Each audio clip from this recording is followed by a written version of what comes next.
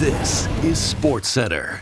Hey, I'm Marissa Roberto, and if you're like me, you're probably hurting from the end of that World Series. A devastating final 2 games in Toronto, with the Dodgers stunning the Jays in Game 7 to win their 2nd consecutive World Series. As much as this hurts right now, we might be looking back fondly on this season, because that postseason run captivated the entire country, and these guys set some records in the process.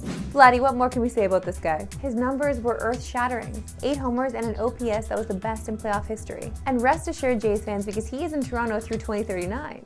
And how about our guy, Dog? He came out of nowhere with a record 30 hits in the postseason. Jays fans won't be shocked because he's been money for 2 years now. But how about him showing out on the biggest stage? There are some questions heading into the offseason. First and foremost, what comes next for Bo Bichette? He's a free agent and will get paid in a big way, but will it be by the Jays? On Saturday night, Bo insisted he wants to stay. So it seems like the ball's in the hands of Toronto's front office. Whatever happens though, Bichette etched his name in Jays lore with that homer in the 3rd inning, even if it came in a losing cause. Max Scherzer and Chris Bassett are also free agents, and Shane Bieber likely will be too, assuming he opts out. So the Jays will be addressing their rotation as well this winter. I just want to personally thank everyone who reached out, who sent me DMs, who were thanking me for just providing any kind of content this season. It's been an absolute blast. I'm sorry it couldn't have ended in a happier way.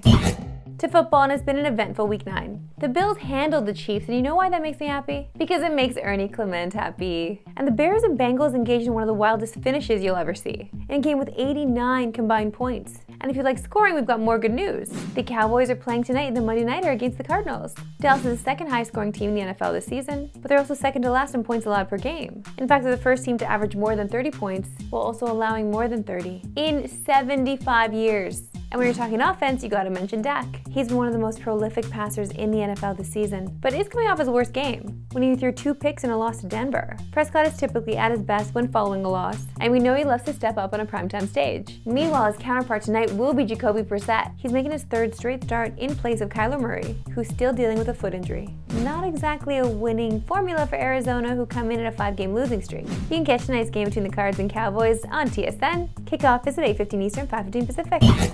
Several NHL teams are off to surprising starts this season, but perhaps none more than the Leafs and Penguins. Expectations for the Leafs in the post-Marner era were scattered, to say the least, but it's safe to say most would be surprised to see them last in the division.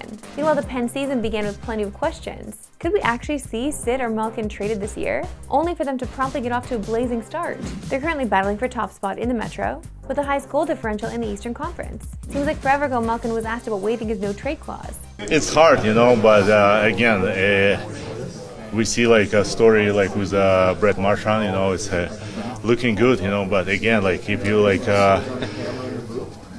team trade you and you not win cup, it's like a little bit weird too, but again, like we see what's going on, it's on future, but of course everybody wants to try play playoffs and maybe one more round to cup. The Leafs have been without one of their stars, as William Nylander has sat out 3 of the last 4 games. But the extra space in the top 6 has freed up some opportunity, with Mick Robertson and Easton Cowan delivering a goal apiece, as they continue to make their case for a permanent spot in Craig Berube's lineup.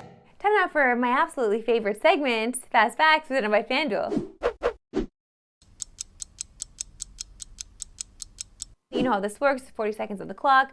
I see how many of these I can get through. My producer usually tries to sewer me, so I only have 7 so far, but maybe we can beat it today. Here we go. Dak Prescott is 5-0 on his career in his career Monday Night Games. Dang. Only Colin Kaepernick has a better winning percentage out of QBs with 3 or more starts. Prescott was 3rd in the NFL passing yards coming into Week 9. FanDuel has his over-under for tonight's game set at 267.5. Dang, 267.5. Oh my God. The Cardinals have lost 5 straight games by a combined 13 points. It's tied for the smallest margin of defeat over a 5-game losing streak in NFL history. The Cowboys are 3-0 this season against teams with losing records. FanDuel has them listed as 3-point favorites tonight against Arizona. Jacoby Brissett has passed for over 275 yards in each of his 2 starts this season. His over-under for tonight is 245.5 at FanDuel. Okay, 1, 2, 3, 4, 5. Okay, well, I wasn't close, and I really didn't get off to a good start there. But you know what? It's Monday, and I've also not had coffee yet today, so I don't know. I feel like everything else is to blame. Now joined by AFC Toronto coach Marco Milanovic on behalf of Canadian women in sport. Marco, great to see you. Good to see you as well. You are a key builder in the women's game. In coaching girls, how have you learned from your athletes and how they want to be coached? Well, I mean, it's a daily process. I obviously watch their reactions to certain things. I ask for their feedback, but I also get feedback from our athletic therapists, from our equipment manager. Some of the things that they won't necessarily say to me directly, they will tell some of the other people in the club, and I keep my ears open to all of that. But I gotta tell you though. They want all the same things that an elite male athlete would want. So they want an environment where it's competitive, they want to get better, they want to be challenged, as long as there's a good level of trust. And that's a key thing. Trust amongst us, so it's between staff and players, but also between players themselves. What do you hope young girls who watch AFC Toronto take away from your club and culture? I gotta tell you, I love that there's so many kids, specifically girls at our games. It's one of my favorite things when, after a game, they all line up to get autographs, and our players have been amazing about, staying as long as possible, as long as they need, um, just to meet everyone. But what I hope they see is, a group of confident young girls, brave, but also happy, because I think there's really something to enjoying what you're doing. And obviously we're all very fortunate to be in soccer and to do what we love. But I think that part is very, very important, that they see just how happy they are. The Canadian Women in Sport campaign Get Girl Coached flips the script. Girls are coaching the adults. Why is it so important that we listen to girls when it comes to the future of sport? Yeah, because they'll tell us exactly what they need, and what they want. And I love that initiative. And I think a lot of clubs in Ontario, youth soccer clubs, have done that over the years, where they had kids coach adults, and they had kids lead certain sessions and in certain activities. And it's also great for them because they get to lead, they get to speak in front of groups of people. They might even give us some good ideas as coaches. So really love that initiative.